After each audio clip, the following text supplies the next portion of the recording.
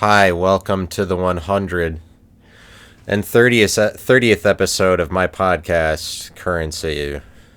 We got London on the track. I'm London, in this case. We got something resembling London on the track. That's me. I resemble London. According to what I just said. I wish that I did. I probably don't. I've never seen it. I've never seen London. I don't know who London is. Some people, and so I'm wearing a orange and I'm wearing. Let me just calm down here. Let me just relax because I'm real calm and collected before the camera, and then I'm like, oh wow, this is show hour for this. This is the big time here. Once the cameras start rolling. It's just, obviously, that's just the way that it is. Even though I've done it a billion times, I really should be over it by now. I really should stop. I really should get over myself. It's kind of one of the problems I have.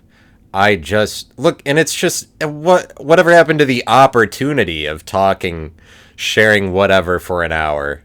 It's like, no, actually, think of it in terms of the performance anxiety of it.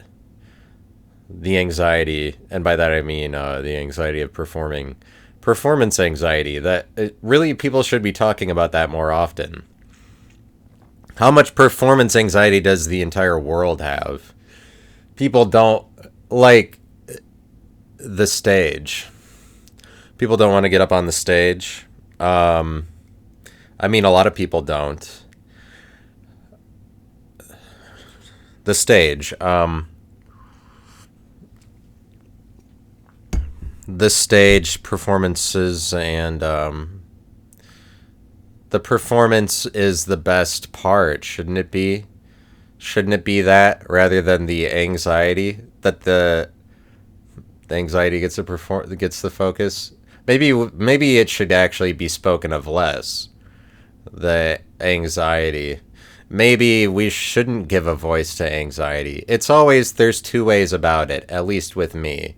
I was saying recently on this podcast that probably something about do everything we can to most efficiently express anxiety so that people know what it is. It's usually a value that I would espouse, that we should give as much of a voice to mental illness type of words so that people can use them as a tool to help them overcome their various mental illnesses. I tweeted out something recently about retardation, which is that retarded people, the retarded are not given the opportunity to overcome retarded enough because they're not told the word.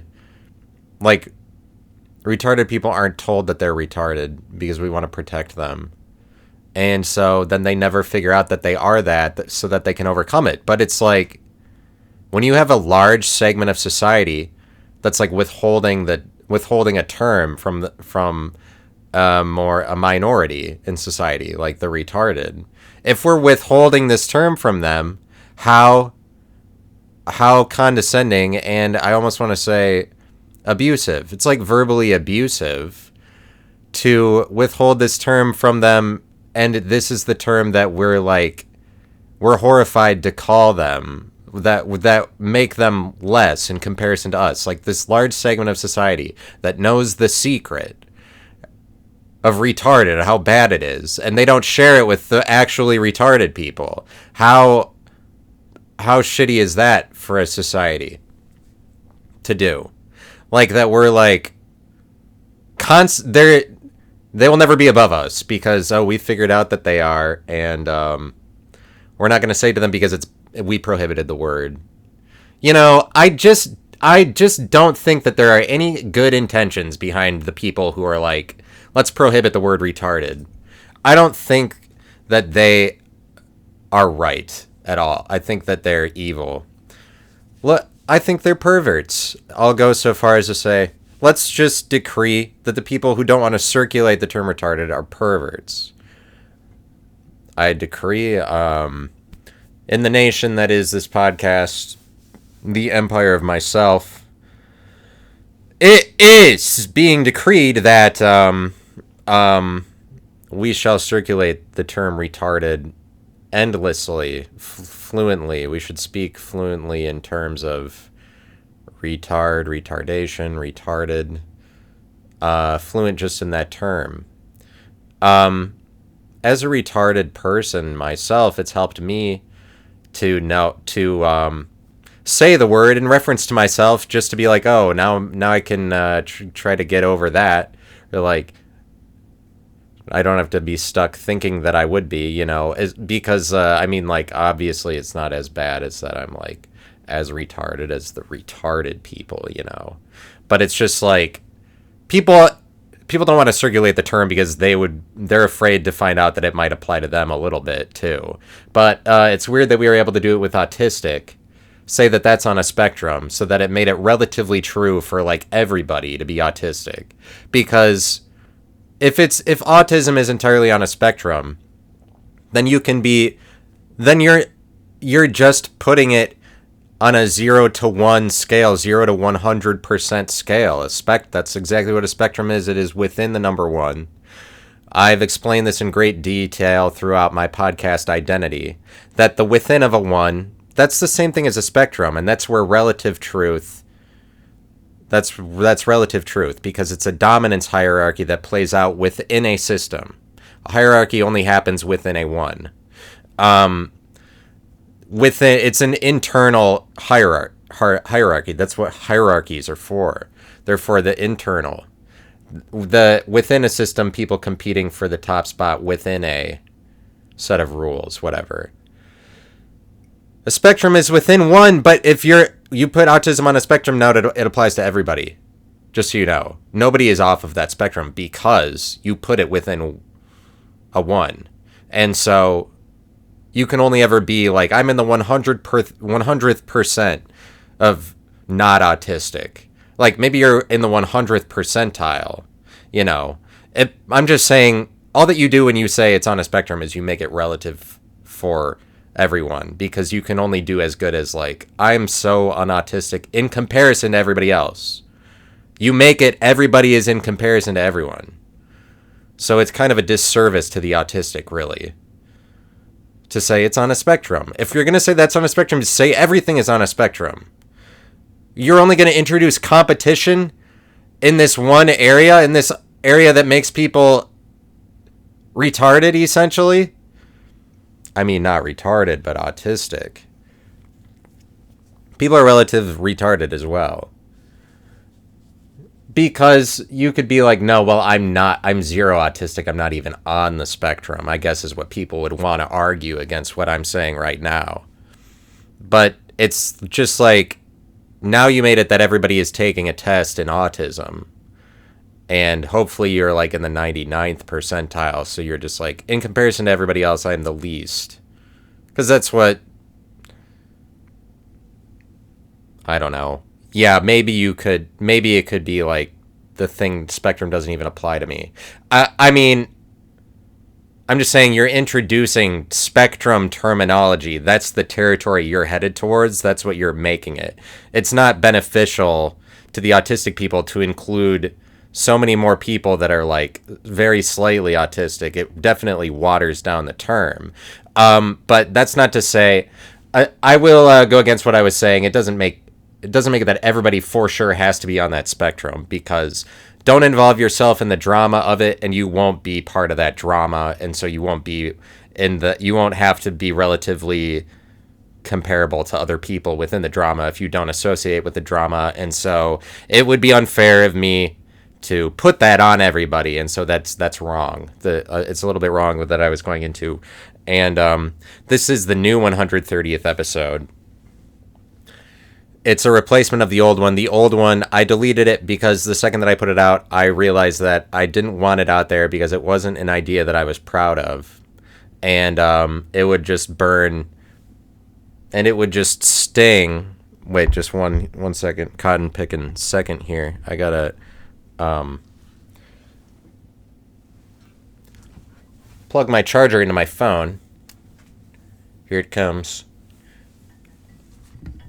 I've got to plug my charger into my phone. Here we go. I hope it's charging. Let me see here. Sorry, I just had to plug my charger into my phone. But this is the new 130th episode because I wasn't proud of the idea that I presented in the last one, which I titled it Writer, R-I-G-H-T-E-R. To express a couple of ideas. One of them being like, I'm a writer of wrongs or something. But I didn't like the idea. I didn't want it to be on the internet forever, the thing that I was standing behind, and so I deleted it. I'm an advocate for deleting the thing that you put out. I know there's this kind of like prevailing idea about it that you shouldn't delete things or whatever because that's bad. I think that I'm just advocating now, delete the content that you don't like. You put a reply out you don't like, delete it if you really, really don't like it, because otherwise you're just going to have to deal with the burn and the sting of it for a few days, thinking about how dumb it looked or online or how dumb it sounded. And so I have a strong stomach at some times, and I just fight through that stinging when I put out something I don't like, but not every time. And so if it's something I really don't like, I delete it. I deleted the last one because I didn't like the idea I was putting out. That I'd have to stand behind it forever. I didn't want somebody to see it and be like, oh, that guy thinks that.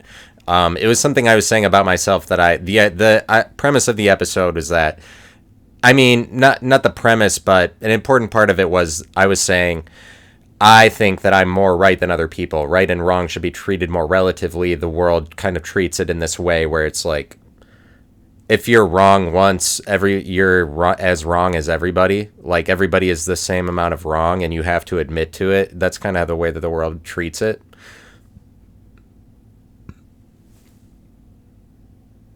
Like, rather than that, some people are more right than others. And I was saying, like, it should be treated relatively, where there's different levels of who's right, and I'm one of the people that's very right, and I've been like, the world will try to disrespect me, but I'm not going to admit that I'm wrong or something. And it's true that to some degree I think I'm more right than other people, but I wanted to instead delete that episode and express what is more actually true about that situation with me in regards to being right.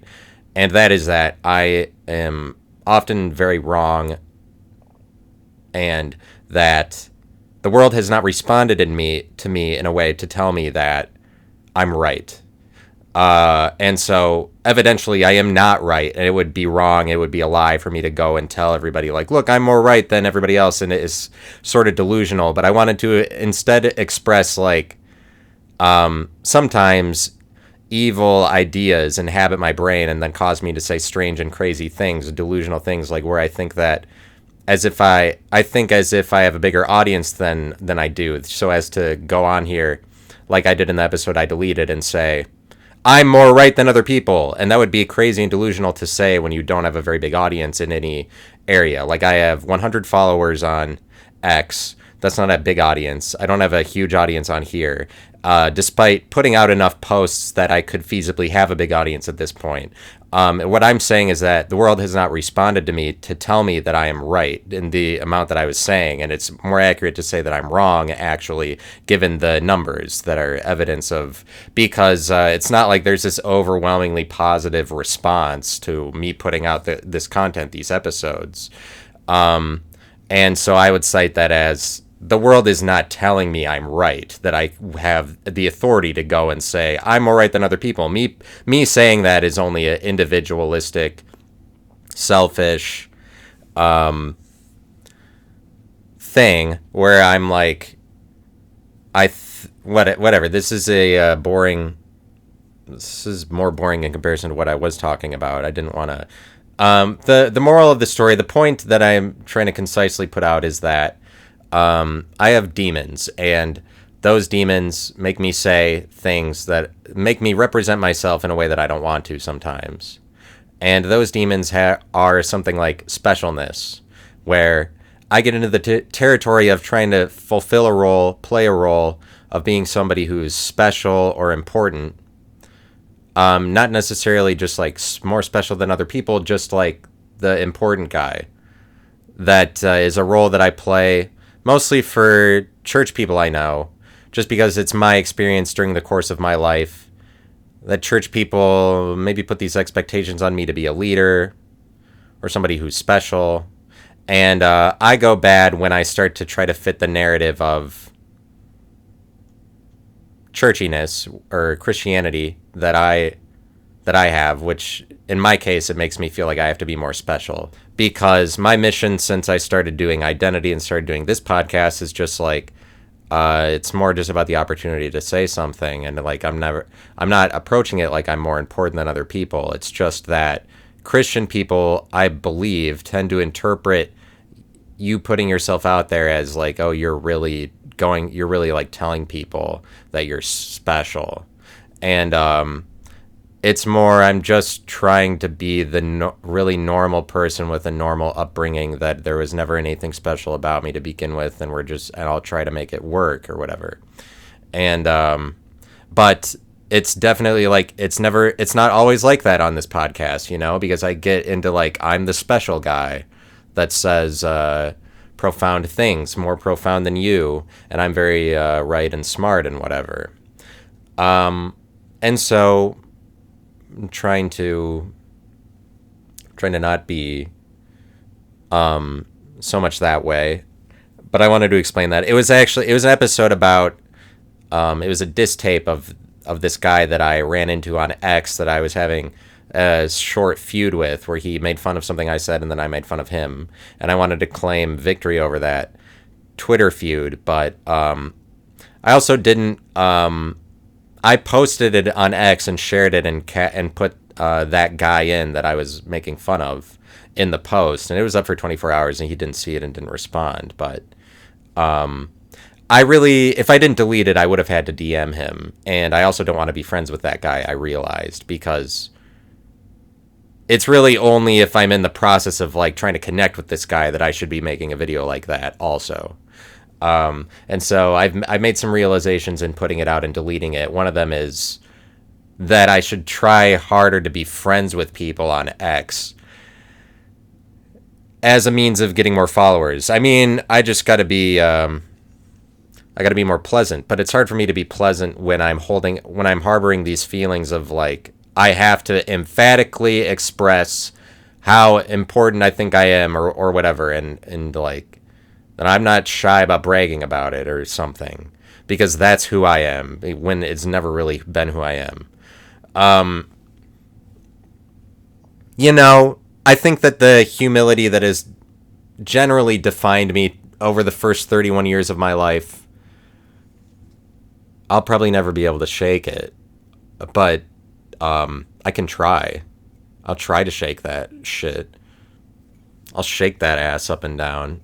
Shake my humble ass proudly. It'll be condescending. People will be offended by it. I'll do it in a condescending way. I'll be like, yeah, and also the reason that I'm shaking it is because is because of what you would read into it negatively. It's gonna be like subliminal messages that I send out. I'm gonna hypnotize people with my ass. Ideally, look, I'm not saying, and like I said before, it's not like I'm for sure that I am that important that way. Like, I don't know that it'll go down that way. I can try. Like, the bar was low to begin with. I'm not saying it will happen. I'm not saying.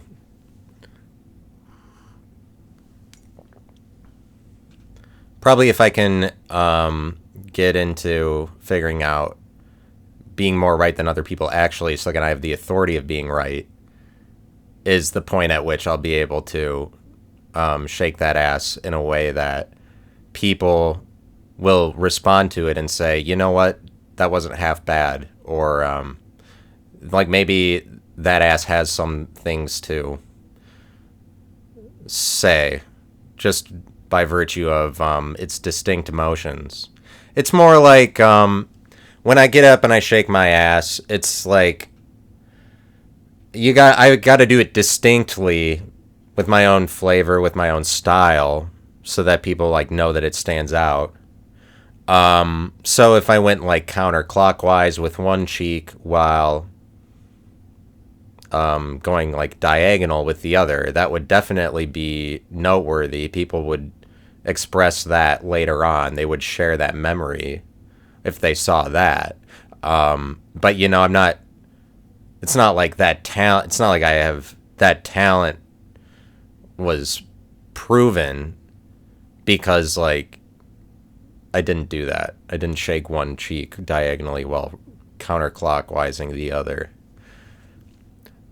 Imagine if you could do that. Wouldn't that give you so much power in this world that values ass shaking? And they really don't get into the nuance of it. They're most of the time when people are praising asses for shaking, it's just like that they were being shook at all. You know? It's never like, I mean, yeah, there's twerking versus ass shaking, and those are different. And yeah, and there's songs in recent years that have expressed more of the details of it. But I think we could go further. I think that we haven't gotten far enough. But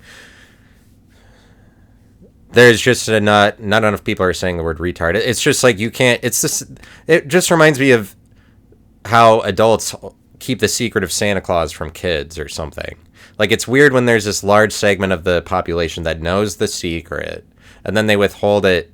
Like people who are actually like mentally challenged, you should be allowed to say to them like, hey, by the way, the rest of the world has this secret word for you. It seems unfair that we don't tell them, right?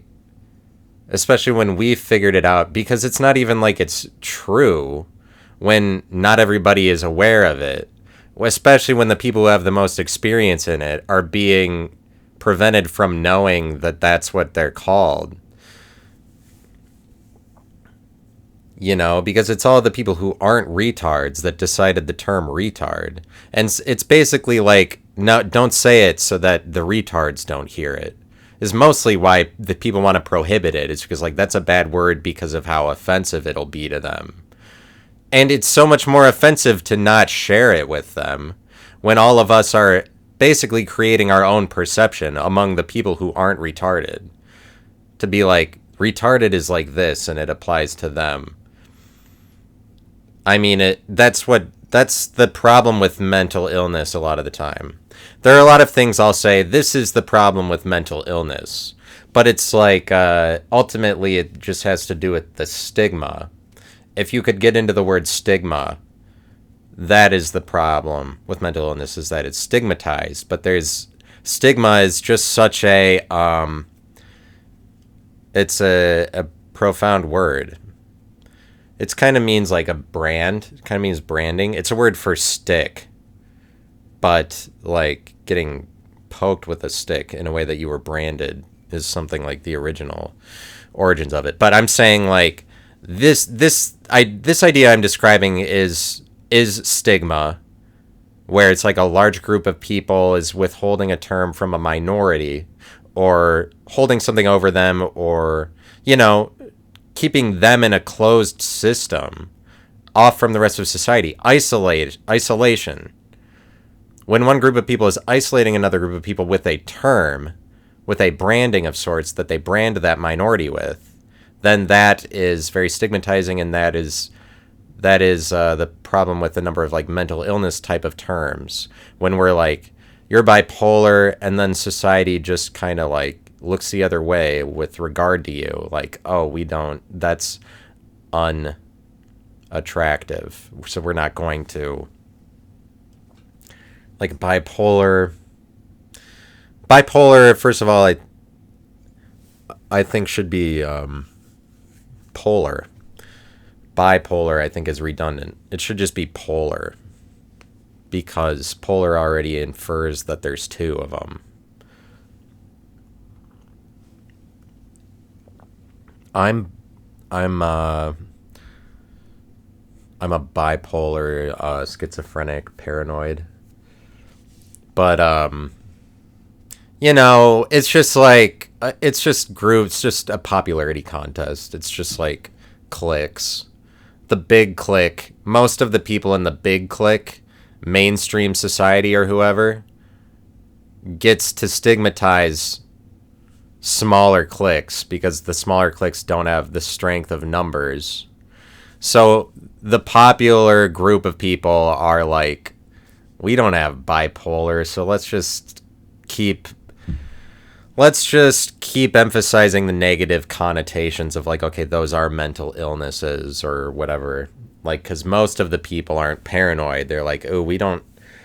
It's kind of uncontrollable what's happening in the area of paranoia and the people that have it. So let's just make it that they have this problem that they need to secretly talk to somebody about. A therapist. That's the person they secretly talk to them about. But another thing I want to share is just that it's really like I get on here and I'll share things that are semi-secretive, but I'm kind of the belief, and I thought about this recently, that therapy should be like this. This is how therapy should work, is that I put out things that are true about myself onto the internet for everybody to see, so that it's like it should. I think that therapy should be a lot less secretive than it is. Now I understand that the point is for it to be secretive, so you have somebody to confide in, because you're afraid of saying the things that you're saying. That's why most people don't like put that shit on the internet. I don't put like the most important things about me on here usually, but like it's really like the culture of secrets that we live in is part of the problem, and is just kind of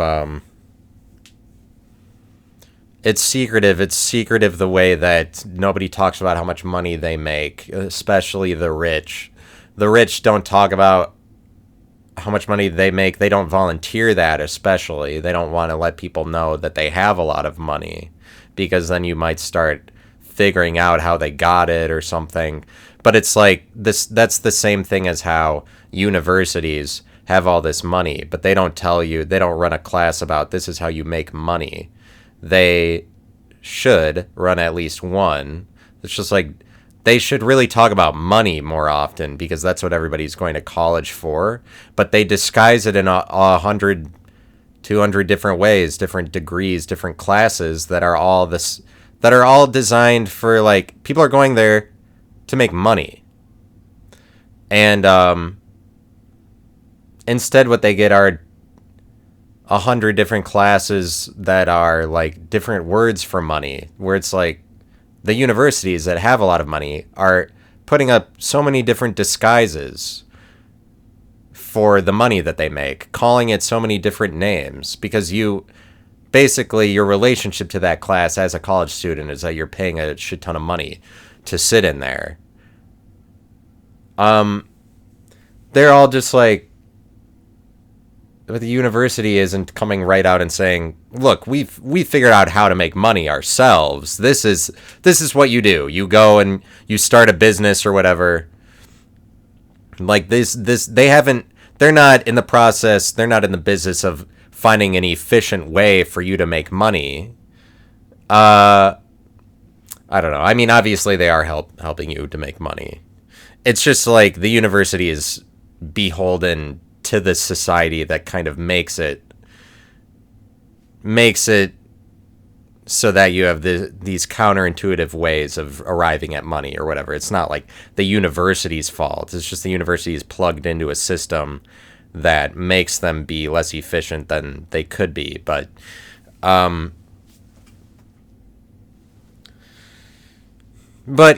they could head in a better direction if they had a couple classes that are just like money, or at least, even if you're not talking to people how to make money, tell them about the history of money and just money, how it works, money, what happens when the government prints dollars or whatever. I know they have economics classes. I get that. But economics is not the same thing as money. It's not the same thing as currency. run some shit about currency. So that's why I'm here. That's why I'm here is so I'm gonna school you on money. And currency. Invest in cryptocurrency because the dollar sucks. The dollar is over the last century has only gotten worse and worse and worse. The purchasing power of a dollar has gotten worse and worse ever since the Civil War. The only time I think that it went back up again significantly at all, the US dollar, was it went down during the Civil War, and then when the Civil War ended, the dollar went back up again. But ever since like 1880, the dollar has just gone straight down, the purchasing power of $1. And Bitcoin and Ethereum are not doing that. They're actually, the purchasing power of a Bitcoin is actually going up. Even if the purchasing power of a Bitcoin is staying neutral, which it hasn't, especially since its inception in 2009. Obviously, Bitcoin, like, since it began, has exploded. But even if it's like from 2014 to now, Bitcoin is worth a lot more than it was in 2014. But especially since it began, it's just been going up. Even if it was just going like neutral, that would be better than the dollar. So people should really be investing in Bitcoin because not only is it going up, will probably go up even more. It is likely, but it's just a better currency. You just have so many options for currencies to invest in. Invest in guns, invest in property. The US dollar is like the last thing you want to invest in because it's very clearly going down all the time, and the government has no control over the dollar, over their own currency. The government has no control over it because they keep getting trillions and trillions of more dollars in debt in terms of their own dollar that defines them to be relevant. They don't even have any power over their own dollar. They basically have no power or control over themselves. The government that puts power into the dollar to say that the dollar is a thing at all, that government is completely out of control. It would be, in my mind, it's the same thing to say like the United States is going more and more out of control as time goes on, which is true. I would say. I mean, if we're trillions of dollars in debt and the dollar, and it's not getting better. There isn't going to be a president that's going to be able to fix that. Like, there's not even going to be a president that's going to be able to put a stop to it. That like, okay, we stayed at $35 trillion in debt. That's not going to happen. People are just hoping that doesn't mean anything. It does. It does mean something. The dollar gets devalued. You see,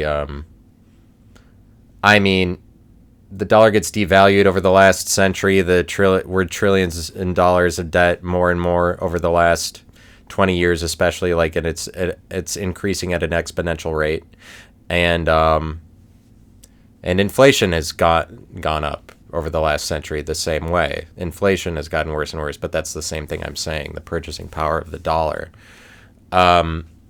We can all see where that's going. So like, it's actually better to not invest in the dollar at all. Just find like anything, basically. Invest in stocks, invest in liquid death, invest in Tesla, invest in like basically anything besides the dollar. It's probably better for you. It's just that when you actually have to buy something, you have to do it in dollars. So you have to have some dollars. You have to have some dollars on hand. But if you hold it in Tesla I think Tesla's like gone down a little bit recently. But if you hold it in Bitcoin for a while before spending it as dollars, you'll have more dollars. And that's the history of the dollar. That's wow. Such truths that have been communicated today. I didn't even know that I was going to say it. Whoa. Powerful stuff.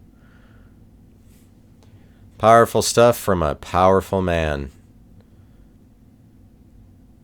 Believe me, I'm not faking. I'm being serious. But,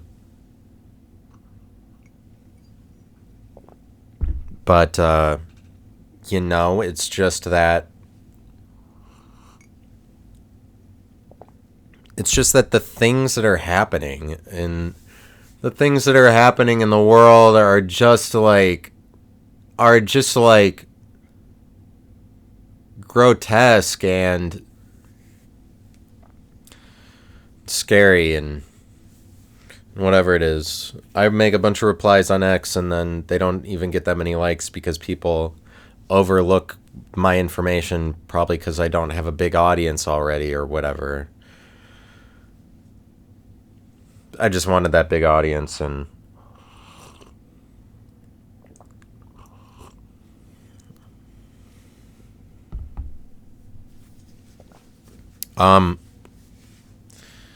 but so there's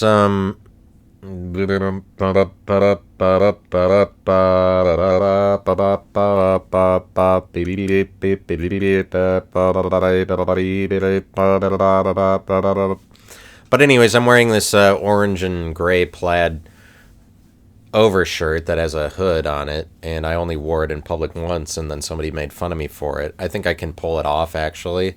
Looking at it now, but I got made fun of, and then I didn't wear it in public ever again. But that's okay. I can still wear it on this podcast. I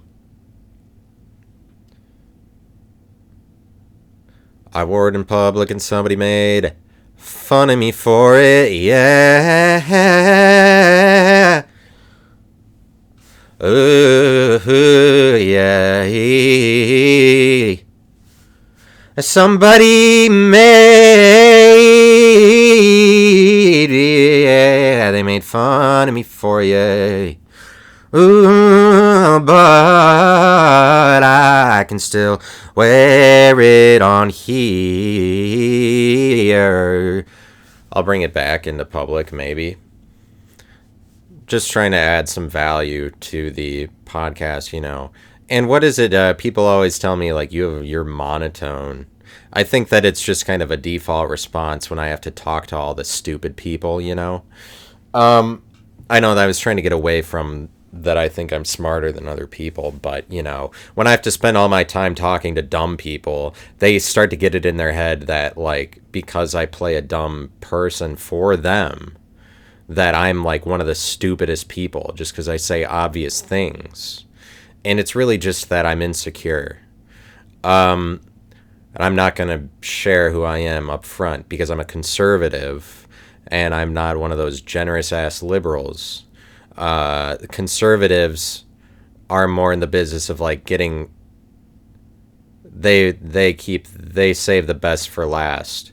That's why I'm a conservative, is that just watch even most of these episodes I make. Most of the good ideas I have are at the end. That's because I more set it up like a fireworks show. That's what this is, fireworks, with the grand finale at the end. I'm more of a fireworks show because of the fireworks, Baby, you're a firework. Come on, let your colors burst. I took that seriously. I mean, don't you feel the spark? Don't you feel the magic? I'm exploding across the sky.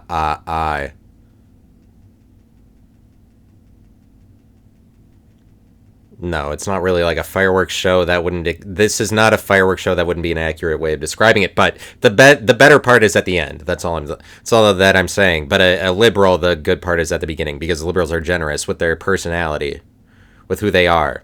All the good shit is up front. There's some bands that work like that, like the band Fun. They're liberals. All their good shit was right at the beginning, and then it was not better from there. Let me think of it. Let me think of a better example than that. It's like some bands, their first album is the best that they ever did. There's a lot of bands that are like that. And I say that those are just like liberal attitudes. The Killers, that's the example that I want. The Killers are this world famous band critically acclaimed, like, oh, they're legends, but it's basically off the strength of their beginning album, Hot Fuzz, and then everything they made after that was still the Killers, is still representative of them, but it all was at least slightly worse than the beginning. They never made anything as good as Mr. Brightside, as far as the world received it. There's a lot of bands that are like that, even some of the best remembered ones. But then there's bands, or there's individual famous people that they get better as they get older. So at least I hope to be a conservative, because if I was a liberal and the best is already behind me, I'm fucked. So the best thing I could do at this point is be a conservative. Everybody's the same as everybody's wildest dreams. One day I'll be a conservative, they say to themselves. There ain't nothing better than that. That's the life. Once I'm if I'm a conservative, then I made it, baby. I made it. Once I conserve that shit, I conserve it. What did I begin saying with this? Is that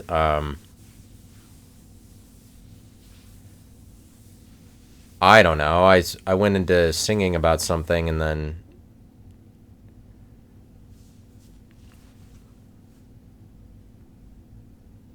I don't divulge a lot of information at one time. It's all just kind of dispersed secretly. Conservatives are secretive.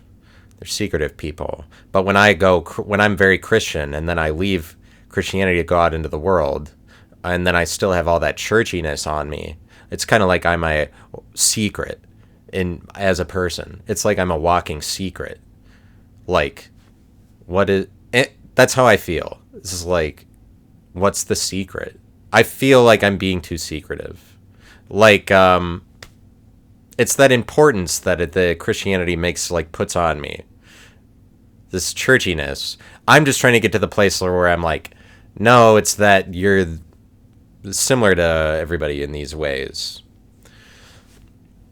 But, no, when the churchiness is still on me, I'm like a walking secret. Because I don't divulge enough information. I mean, conservatives are like this. They're walking secrets. I'm the best kept secret in this room, to myself. I'm one of the best kept secrets in Hollywood. Were you aware? Try to prevent it. Preventative medicine. Try to prevent me from being one of the best kept secrets in Hollywood. I've never even been there, probably. Won't go.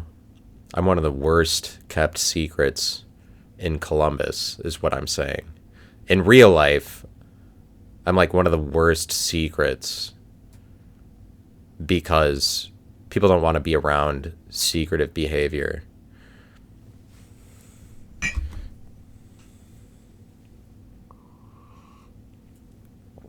Bitch, I ain't no secret. I say to my bitch. I say to a bitch. An anonymous bitch. Bitch, I ain't no secret. I say to an anonymous bitch. Anonymous. Written by Anonymous. So that whole thing was the title. Anonymous was in the title, and then it was by Anonymous. That's the book. That's a book I'm working on. It's in the works. I'm not saying it's gonna happen, right? Remember, like it's not like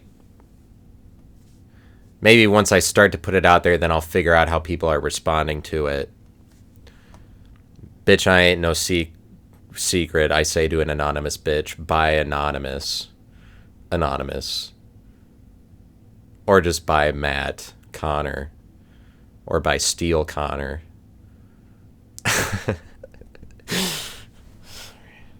Oh, wow, I crack myself up with the fucking hilarious ass things that I say to myself in this secretive room. On this secretive podcast what am I so afraid of? It's just that you know, I may be not doing myself a service by describing my actions as like you could construe them as secretive, but I'm just trying to express the truth. I wish it wasn't that way. I'm not a fraud, though. Let me tell you why. I'm not a fraud. Let me compare you to Crispin Glover. Crispin Glover is an actor.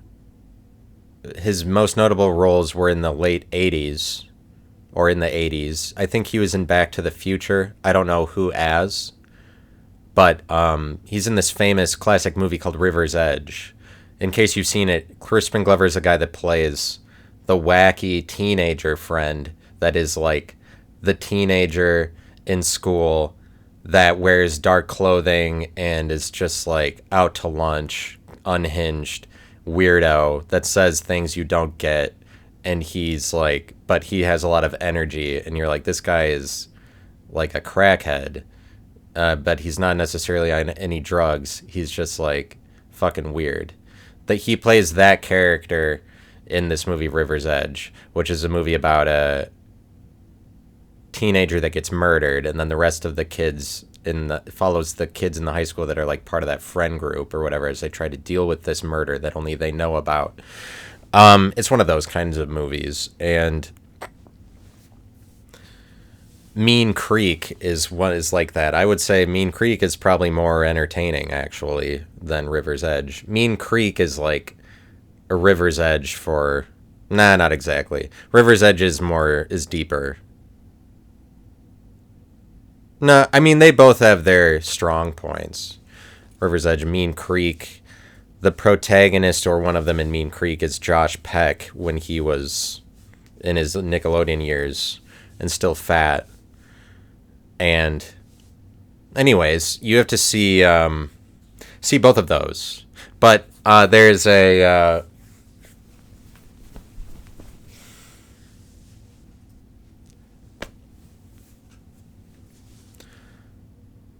the flavor. I have this bit I do on stage about flavor. I'm not going to share it here. Or I might have said it on here at some point, actually. Might have started on here. About how flavor is like a flavorless word. But anyway, what I'm saying is that Crispin Glover was in the movie River's Edge. And then he went on David Letterman, Late Show, Tonight Show, Night Live with David Letterman. Off of the strength of River's Edge, and David Letterman had him on, and Crispin Glover had one of the most memorable appearances on the David Letterman show during its entire run, because he went on playing a version of the character that he was in the movie River's Edge, like a weirdo. He went on to David Letterman and was playing this character as an actor for David Letterman, and he like showed everyone his biceps and like did a high kick at David Letterman's face. To show that he was willing to fight some of the critics that didn't like his performance or something. He was doing this bit. And when you go onto a talk show, you're supposed to represent yourself as yourself, even though you're like an actor or whatever. But this guy is like, he's not taking this opportunity to represent himself as himself. He's like doing this secretive thing where we don't know his intentions, or we're not going to get to see who he is as he is.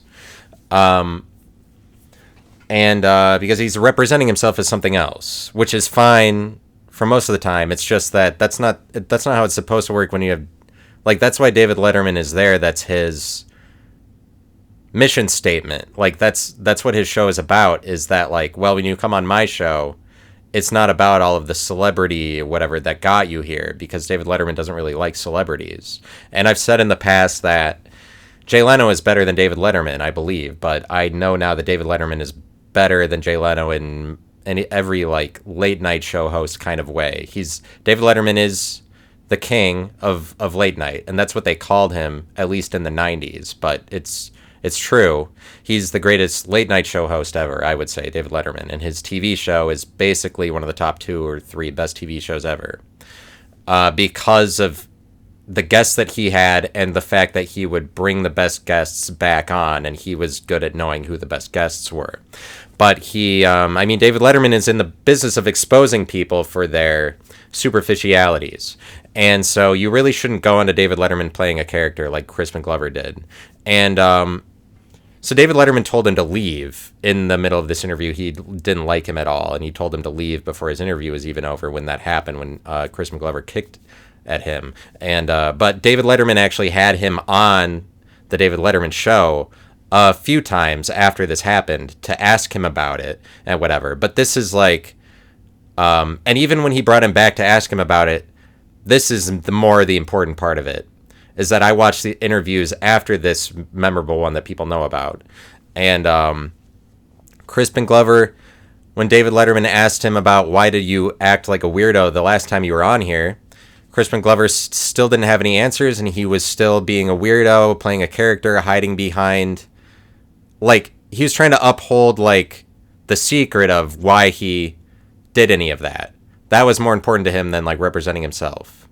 And this is a conundrum to me. This brings about a really interesting question, or what I believe to be an interesting question, which is, like, what is the value of him acting as somebody else when it's like, and David Letterman is just openly making fun of him the first time he was on, and then, like, every time he was on after that, David Letterman is just shitting on him for not representing himself, because that's what David Letterman does for somebody who's acting like Crispin Glover does. And Crispin Glover is just, like, taking it and, like, laughing hysterically like a maniac. Like, he made himself look like such an ass in all of the performances on the David Letterman show. He made himself look like an idiot who wasn't able to, irresponsible, unable to give a response for why he was the way that he was, because he just, like, laughs like a clown or an idiot whenever David Letterman asks him a serious question about himself, when it's like, this is a talk show where you're supposed to talk about yourself. And, like, that's what a fraud is. It's Crispin Glover. And so what I did was I looked at what the trajectory of Crispin Glover's career after these David Letterman appearances in the late 80s and the early 90s. And his career actually didn't die out. It wasn't like this happened and then that exposed him and, like, oh, now everybody knows, so, like, people stopped hiring him or whatever. He kept getting work, but he only had, like, more minor roles, is what I read, in some notable movies, but he only had more minor roles. As far as I understood it, and he was, like, a major role in some movies that weren't successful as well, but from what I gathered, I think he never had any role as big as River's Edge, the movie that got him on David Letterman, one of the first 2 times he was on there or whatever. He never had, I don't think he had as big a role as he did in River's Edge or Back to the Future the rest of his career. I don't know if that's because of what happened on David Letterman, but basically, even his entire career, the most notable thing he did was this appearance on David Letterman, where he acted like a fool and, like, pretended like he was going to fight David Letterman. It's probably the most memorable thing he's ever done. So it's like, that's the peak of his career. And so my question is, like, there's value in that because of how interesting it was, that people remember Crispin Glover for doing this idiotic thing. You can see that that's so much more memorable than basically every other time that people appear on David Letterman. And David Letterman is an important show just in the history of television. So, like, what's the value of that? Is it valuable to make yourself look like an idiot? Because he's kind of just, like, playing a practical joke on everybody, Crispin Glover is, to keep this secret. But the problem is that he, like, loses himself in the process to the public. The problem is that he's selling out. He ends up coming across as an idiot and a loser to the public and a clown, ultimately, I would argue. And since that's the case, and so, like, what part of what I'm saying, what I'm wondering is just, like, is there really a fraud ever? Is that just a myth the like when the fraud gets exposed, because like that's one of the greatest examples I can think of a fraud actually getting exposed. And because basically Crispin Glover, ultimately, from what I gathered just watching him on David Letterman, what he has to offer the world is just like, I'm an eccentric guy, and because he plays basically just eccentric characters in movies, and people already knew that about him, but then he goes on David Letterman and like reiterates these same character things that people would already know. Like you don't need to bring a voice to them. Like, oh, I'm eccentric, and like, look at me, I'm really crazy and wacky. And also, he's just not sharing who he is. I mean, my takeaway about Crispin Glover is that he's a loser, but like that takeaway, that's not the thing. Is that not everybody agrees with me on that. A lot of people would look at that and be like, look, Crispin Glover is a genius because he acted like an idiot in this way that most people wouldn't be willing to. And so for that reason, I'm like wondering, like, since there's so many people that would call that genius, like what's the value of being, when it's like, it's definitely fraudulence. It's just that Crispin Glover is trying to do something like Andy Kaufman, where Andy Kaufman is the best at this, appearing as a fraud, but he's not actually a fraud. He'd do an entire comedy routine, like most of his comedy career, as best I could tell. Like his main act, Andy Kaufman's act, is he'd start out the first 15 minutes by pretending to have no comedic talent or any talent whatsoever, because he would tell the shittiest jokes imaginable, and the audience would be like, what the fuck is wrong with this guy? Especially because they'd give him like a really good introduction, like he's a really unique talent. But then he would, at some point in the act, totally turn the tables and then start doing all these talented things to like prove you, just to shit on appearancism, just to prove it to the audience that, oh, see, actually it was this way, so like don't judge a book by its cover or whatever. Like that's what Crispin Glover is trying to do, but Crispin Glover is not like talented like Andy Kaufman was. I would argue that even Andy Kaufman wasn't that talented. He just was capitalizing on the fact that nobody had done what he had done at that time. And but Andy Kaufman still was I don't know, maybe was able to be himself a little bit. Like what I'm saying doesn't apply to Andy Kaufman because that's like, he's just kind of untouchable in this area. But Crispin Glover is actually the fraud. Like he appears as a fraud to begin with, but then there's no like big reveal where you find out that he's not. And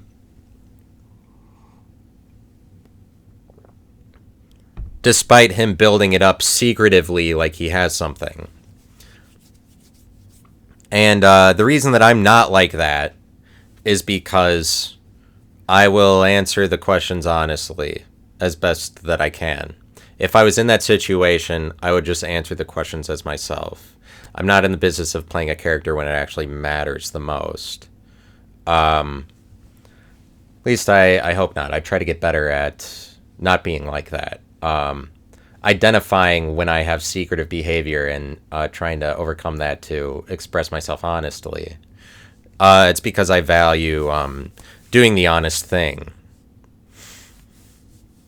But